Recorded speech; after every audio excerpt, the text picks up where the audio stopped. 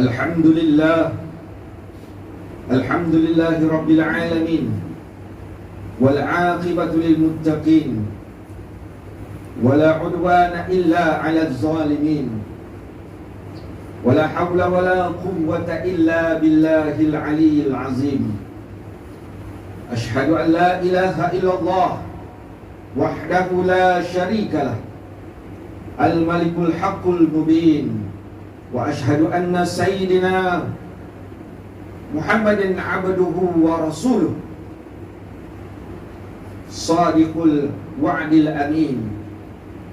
Allahumma salli wa sallim ala sayyidina Muhammad afdal makhluqin wa ala alihi wa ashabihi ajma'in.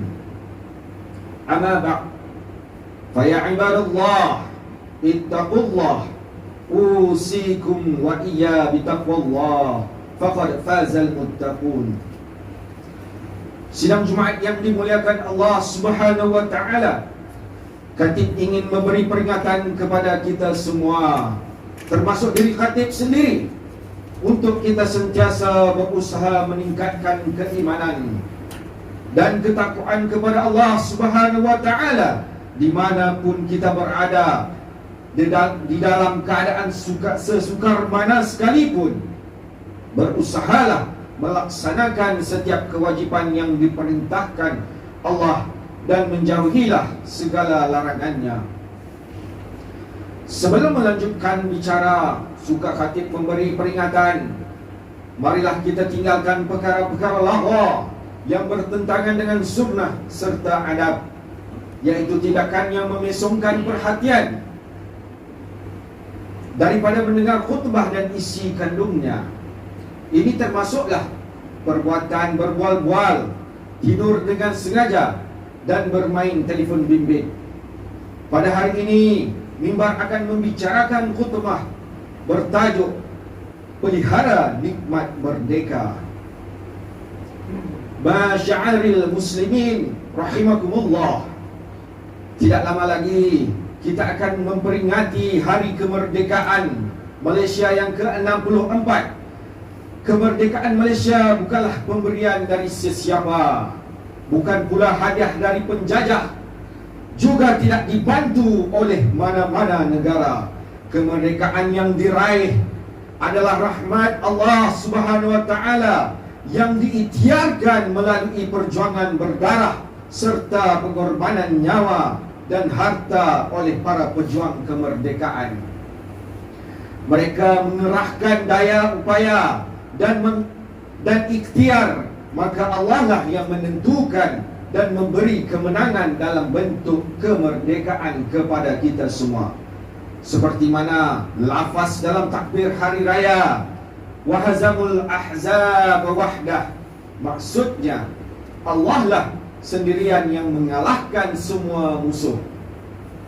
Sidang Jumaat yang dimuliakan Allah, kita seharusnya bersyukur atas nikmat kemerdekaan dan segala nikmat yang telah Allah berikan, walau ramai yang sedang melalui tempoh sukar. Ingatlah firman Allah dalam surah Ibrahim ayat 7, wa iza ta'azzana rabbukum la in syakartum la azidan lakum wa la in kafartum inna azabil lasyadid. Maksudnya, dan ingatlah ketika Tuhan kamu memberitahu, demi sesungguhnya jika kamu bersyukur, nescaya aku akan tambah nikmatku kepada kamu, dan demi sesungguhnya jika kamu kufur, engkar, sesungguhnya azabku amatlah keras. Lalu bagaimana harus kita zahirkan rasa syukur? Mensyukuri nikmat kemerdekaan adalah dengan tidak menggunakannya untuk melakukan maksiat kepada Allah Subhanahu wa taala. Kita syukuri nikmat merdeka ini dengan melakukan berbagai bentuk kebaikan. Kita laksanakan tugas sebagai anggota masyarakat yang dapat mewujudkan kestabilan dan keharmonian dalam masyarakat pelbagai etnik di negara kita. Jika setiap dari kita mengetahui, memahami dan melakukan tugas dan kewajipannya, nescaya negara akan mencapai keamanan dan kesejahteraan.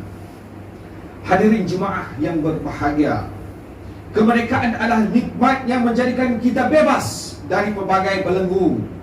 Ia adalah pintu yang membuka pintu-pintu nikmat yang lain. Kita dapat merasakan hidup bernegara, bebas membina masa depan, merancang kehidupan yang selesa untuk generasi akan datang, dan mencorakkan masa depan negara mengikut acuan kita sendiri. Justru ayo kita pelihara nikmat kemerdekaan ini dengan sebaik-baiknya. Jangan sampai ia terlepas dari genggaman. Kita hendaklah memulakannya dengan membangun dan memperbaiki diri dan keluarga, dan kemudian meluaskannya ke dalam masyarakat. Malaysia boleh diumpamakan seperti sebuah bangunan yang di dalamnya terdiri dari pelbagai jenis batu dan komponen. Kita dan keluarga kita adalah salah satu dari batu bata ini. Jika semuanya baik dan kuat, maka bangunan tersebut akan menjadi kuat. Sebaliknya, jika ada satu sahaja atau beberapa batu bata yang rapuh, mungkin goyahlah strukturnya dan akhirnya akan meranap menyembah bumi. Hadirin yang dimuliakan Allah, negeri Pulau Pinang atau Malaysia amnya bukan hanya wilayah yang indah terlukis di peta dunia.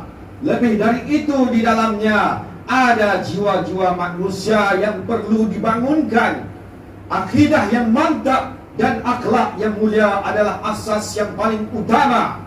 Asas ini perlu diisi dengan kefahaman yang betul dalam berbagai bidang, sama ada politik, ekonomi, pendidikan dan sebagainya. Islam memerintahkan agar kita berpegang kepada konsep wasatiyah, yang ini kesederhanaan, tidak hulul atau melampaui batas, yang digariskan Islam, serta tidak ekstrim ke haluan kanan atau kiri. Kefahaman agama yang wasatiyah adalah seperti mana yang disampaikan oleh para ulama ahli sunnah wal jamaah.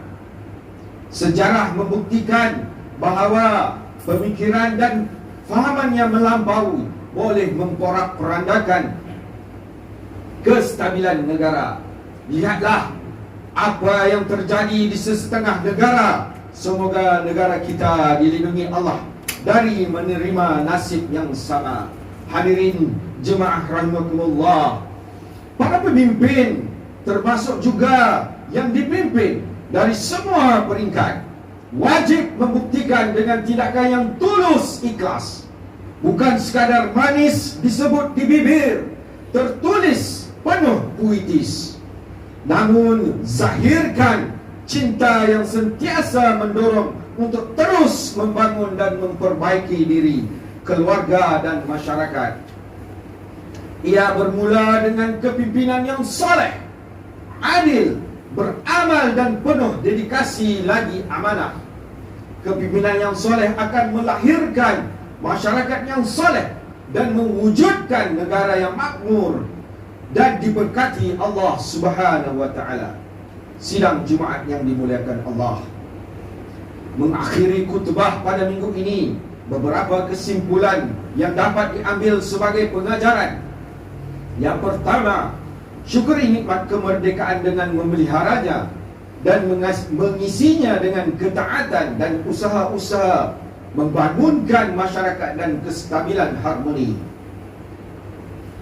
Kedua, pertahankanlah kemerdekaan dengan bermantapkan akidah dan mantap dan akhlak yang murni dalam semua bidang. Ketiga, sebagai pemimpin di pelbagai peringkat, zahirkanlah kecintaan dan kesetiaan pada negara dengan memberi khidmat bakti secara jujur dan amanah, tanpa mengutamakan kepentingan diri dan kelompok masing-masing. Dan yang terakhir, sebagai rakyat dalam sebuah negara merdeka, jadilah rakyat yang berguna, patuh kepada undang-undang dan setia pada raja dan negara. Mudah-mudahan roh para pejuang kemerdekaan Malaysia dan bumi Nusantara amnya yang telah pergi mendahului dikira sebagai para syuhada dicuci rahmat oleh Allah Subhanahu wa taala. Walau anna lal qura amanu wattaqu lafatahna alaihim barakatin minas samai wal ardi walakin kazabu fa'akhaznahum bima kanu yaksibun. Maksudnya, dan Tuhanmu berfirman lagi, sekiranya penduduk negeri itu beriman serta bertakwa, tentulah kami akan membuka kepada mereka pintu pengurniaan yang melimpah-limpah berkatnya dari langit dan bumi. Tetapi mereka mendustakan, yakni Rasul kami, lalu kami timpakan mereka dengan azab siksa disebabkan apa yang telah mereka usahakan. Barakallahu li wa lakum bil Qur'anil azim wa nafa'ani wa iyyakum bima fihi minal ayati wa zikril hakim wa taqabbal minni wa minkum tilawatahu innahu huwas sami'un alim. Aqulu qawli hadza wa astaghfirullahal azim li wa lakum wa lisairil muslimina wal muslimat wal mu'minina wal mu'minat faya fawzal mustaghfirin wa ya najat taibin.